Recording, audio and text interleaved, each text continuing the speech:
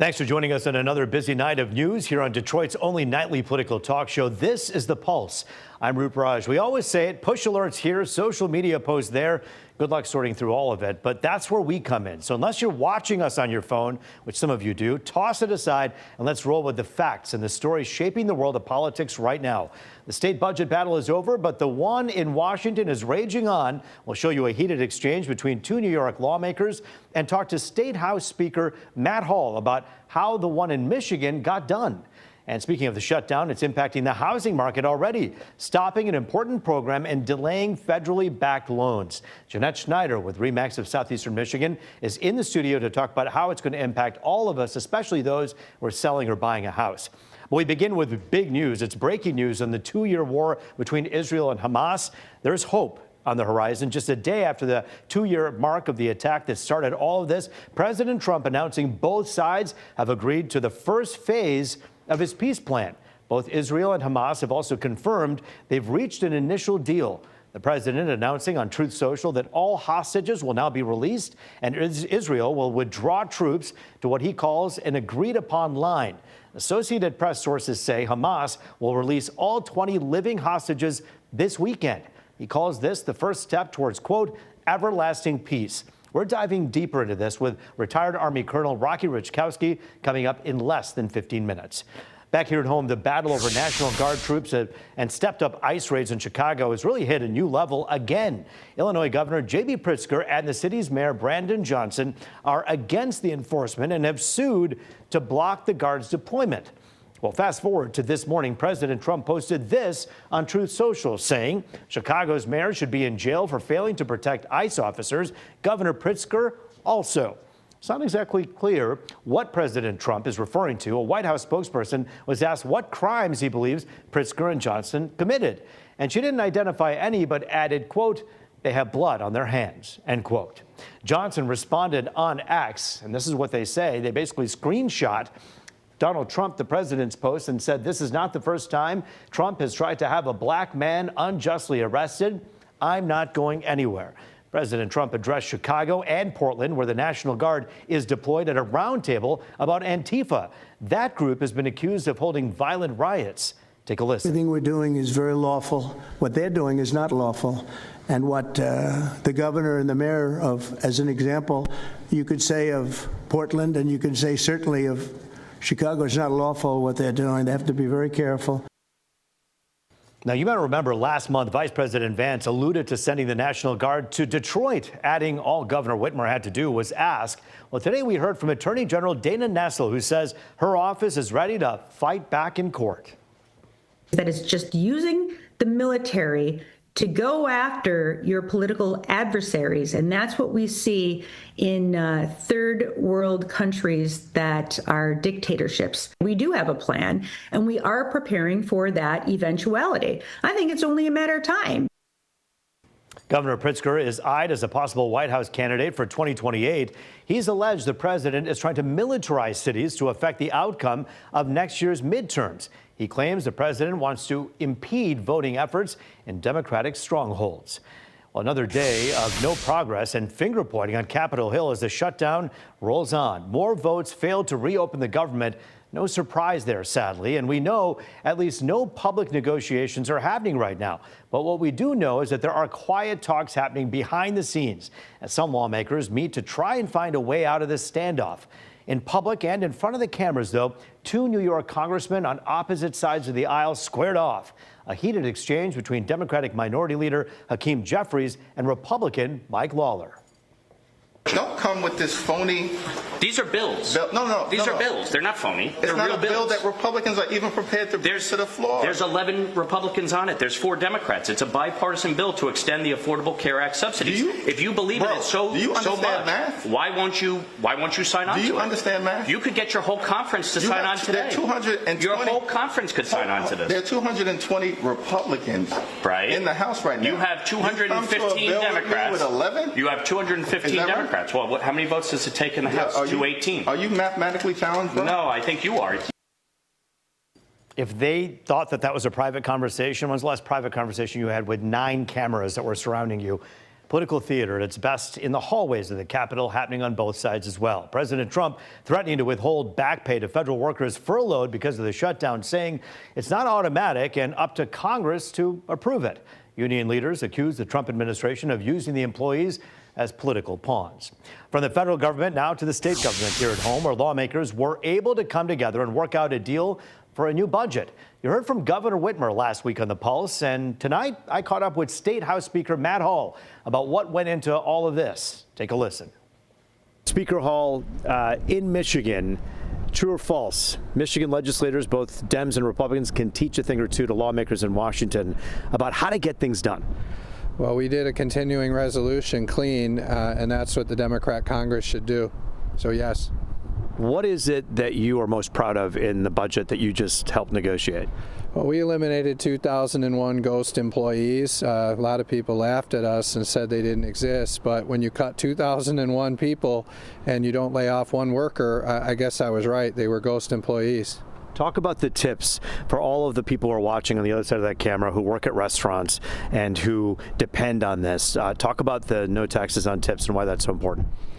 Well, we're amplifying the relief that President Trump and the Republican Congress gave, and I thought, if the people of Michigan, workers working overtime, our restaurant workers, other tip workers, and our seniors expect they're not going to get taxes on tips, overtime, and Social Security, and then the state's going to hit them with that tax, they'd be disappointed. So I was able to convince Gretchen Whitmer to include that in the budget, and now they're going to get even more relief that they deserve in times where affordability is really important. In this world of divide, were you surprised how well you were able to work with the governor and Democrats on all of this?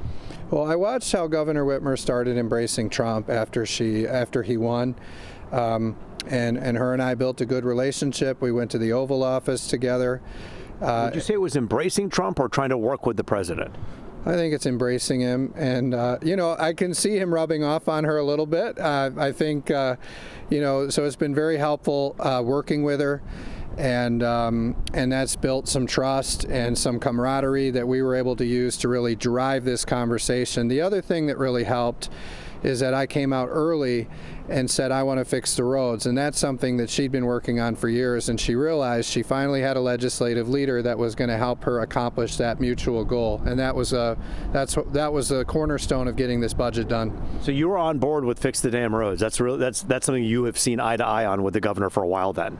Yeah, I just wanted to do it by eliminating waste, fraud, and abuse, and she wanted to do it by raising taxes. And in the end, what we did is I said, look, if you want to raise taxes that bad, okay, but you have to match me dollar for dollar with cuts in waste, fraud, and abuse. And so we shook on it, and that's where we came up with this plan. We basically eliminate $1 billion in waste, fraud, and abuse. We raise about the same in revenue, and we dedicate it all to roads. What about the folks in the marijuana business? I talked to so many of them who say this is like a nail in the coffin for a lot of businesses here. And they say that these lawmakers just think we're a bunch of potheads running around having fun. This is a real business. And the wholesale cost is driven up, and that will be passed along to customers, even those who want medical marijuana, even though there's not a tax on medical marijuana. What do you tell someone who uses this stuff for medicinal purposes or elsewhere?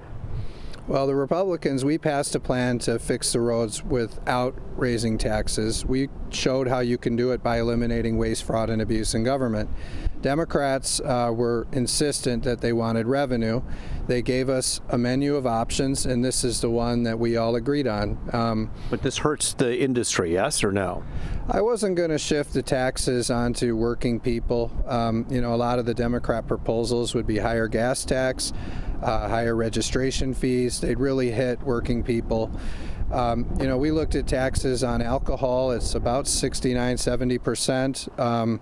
The taxes on tobacco are much higher. So this is a lower tax than that. But ultimately, if you choose to use marijuana, you're going to pay for it. We also spoke with Governor Gretchen Whitmer about the state budget deal, what it means to you. That interview aired last Friday. You can watch my conversation with Governor Whitmer and Speaker Hall. All you have to do is scan the QR code on the bottom right of your screen. Before we go to break, we have some sad news to pass along. Former Detroit Congresswoman Carolyn Cheeks Kilpatrick has died. Her family announcing her death, calling her a tireless warrior for Detroit and an unwavering champion for her constituents. Cheeks Kilpatrick was the second black woman to serve in the U.S. House when she was elected in 1996. It was during her second term. She was assigned to the House Appropriations Committee and chaired the Congressional Black Caucus for 2 years. She also served 9 consecutive terms in the State House. She's the mother of former Detroit Mayor Kwame Kilpatrick. Carolyn Cheeks Kilpatrick was 80 years old. Well, turning back to that breaking news in the Middle East, an agreement reached in the first phase of President Trump's peace plan between Israel and Hamas. Former State House Majority Leader and retired Army Colonel Rocky Richkowski with what it means for this diverse community. He joins us in Studio C next. You're watching The Pulse on Fox 2.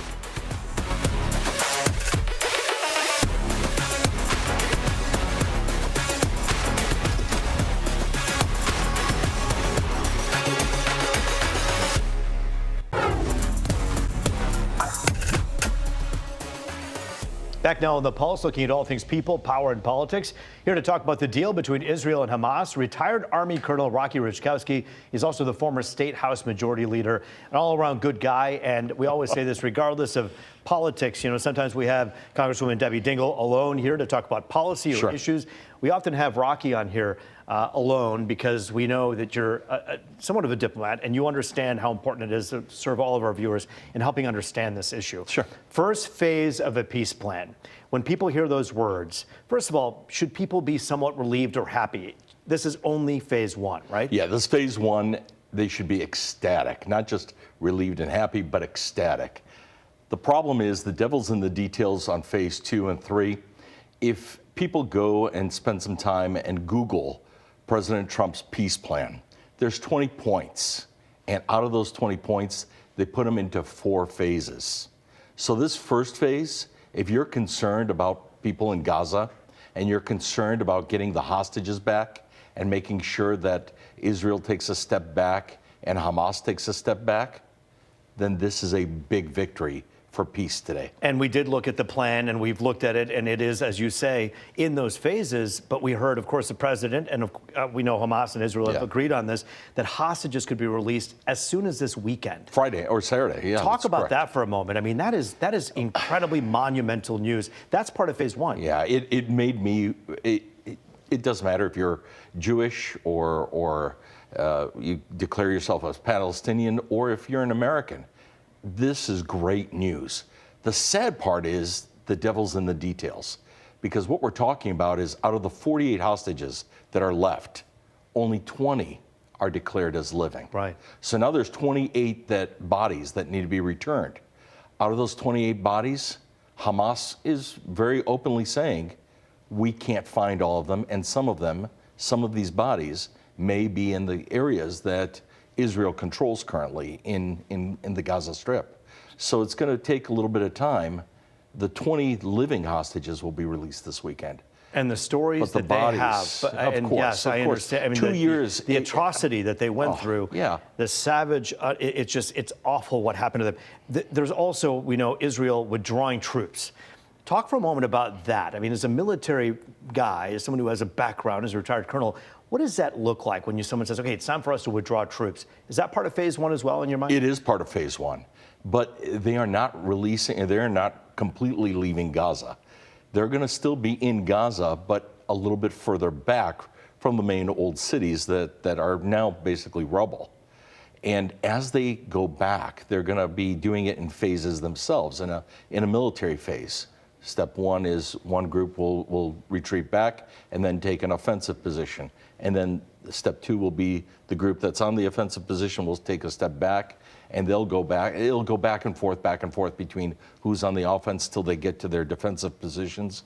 And when they reach those defensive positions, I'll tell you one thing, that they are still gathering intelligence in that entire region and still mapping it, because we don't know what will happen tomorrow. No, and that's so true. And that's why those phase 2, the phase 3 is so critical as well, speaking of tomorrow. But I do want to ask you about, in terms of what this means. Look, President Trump here at home with his domestic policy, as we talked about in the monologue, there's a lot of controversy about National Guard, this, that, and the other. When it comes to the international front, he took a lot of pride in his first term, keeping the world at relative peace.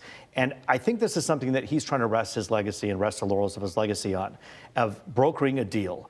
How important is this for us as a country and as a region to get on board, even if you don't see eye to eye with the president? I think the Democrats are already on board on this. Every American should be on board with this peace deal, because this it brings humanitarian aid in phase one. One of the biggest things is humanitarian aid comes back into the Gaza Strip.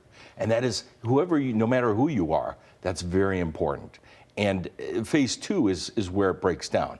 Phase two is the part where Hamas can no longer be in charge of Gaza, that there'll be a brand new transitional government set up. And that's where there's still some issues. So what, I mean, look, you don't have a crystal ball, but you do have a great military background. What is it that happens if they're stalling on phase two? Hostages are released, Israel withdraws, phase two stalls. What happens then? Then you see special operations forces take out the leadership of Hamas again. You do. And that happened in Somalia. We saw a transitional government come in, and in Somalia, they took out the warlords. And they had to basically reconstruct a nation and set up a transitional government, and then came in the peacekeepers. But we've seen this. That may happen again in Gaza. We've seen things happen where at the end of the day, things become an insurgency, and it becomes a decades-long issue. Is that something that is possible here if phase two or three don't pan out? I don't believe so, because Hamas is also running out of weapons. Their military is down to bare bones. You're talking about operationally 2 battalions, maybe 3 battalions, which is potentially a small amount of men left that are capable of doing any operations, about 800 men, from where they used to be with 50,000 men. I like the way you frame things, because I think it's important. We've had in the last few days after October 7th anniversary talk about how 2 things can be true. The atrocity of the hostages being held as they were, Very the much attack so. on October 7th being vile and abhorrent, is bad. And it's also terrible and atrocious that 67,000 people have died in Gaza, and so many elderly people and children have been killed as well. And we have to, as Americans, keep those both in mind when thinking about all the resolution of this. Yes? But we also have to remember one very important thing, is those that create the war must pay for the war. No one that ever creates an atrocity or an attack should walk away as a victor. Rocky Richkowski, this is obviously something that breaches a line of politics and humanity. Absolutely. And all of it is important, and we thank you for your opinion and also your expertise. Thanks for joining us, Rocky. Always great to see you. We're diving into the government shutdown next, but from a different angle. Experts say it's impacting the housing market. RE/MAX of Southeast Michigan President Jeanette Schneider with what you need to know if you're selling or you're buying. This is The Pulse. Stay with us. It was a good cut. It is People, Power, and Politics. Welcome back to Detroit's only nightly political talk show. This is The Pulse, here to talk about how the government shutdown is impacting all of us when it comes to the housing market. RE/MAX of Southeastern Michigan President Jeanette Schneider. And Jeanette, you're a familiar face, and for good reason. Even in the storm, you bring a voice of reason, and we thank you for that my pleasure. every time. All right, so we know the government shutdown is in effect right now. There are people out there who are selling, buying, have home insurance right now. Bottom line right now, this is essentially, as the government pauses, other things are pausing too. Talk about that. They are, and I think that's probably the key word with what we have going on right now is if you're a buyer or a seller, you don't want to panic. This is not, for the most part, this is not a reason to panic unless you're a federal employee who's been furloughed. I mean, that's a different category.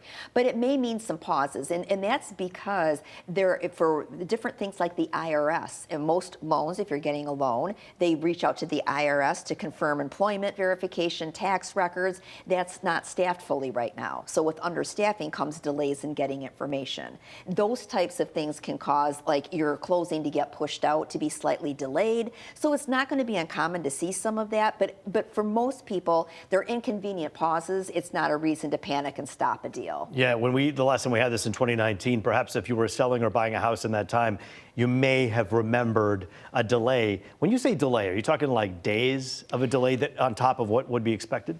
For the most part, hopefully that's going to be for most people, and especially folks that are maybe getting more of the conventional mortgages through more of an independent, or let's say your credit union, your local bank, things of that nature. The delays there are probably going to be relatively minimal. If you are using a FHA, a VA loan, things that have more ties to the government, you can probably expect a little bit longer delays there. One thing that has a tie to the government is the National Flood Insurance Program. What should people know about that with this shutdown? Well, and this this is probably something that's not on most people's radars. It's not one of the major talking points. But if you are buying a property that is in a flood zone that requires flood insurance, and we've got a lot of lakes in southeastern Michigan. We've covered a lot of flooding in our area. Absolutely.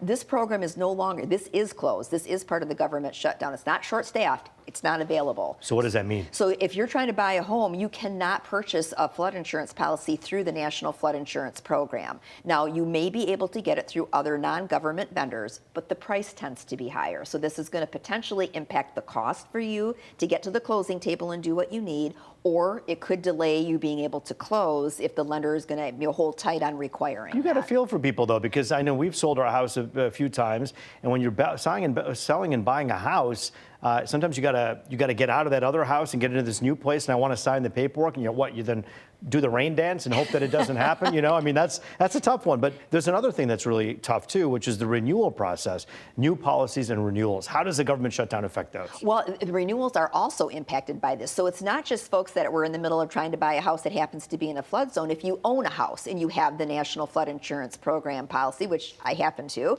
mine just happened to renew before this got to this point. They're not renewing them right now either, and so it's just something to be aware of.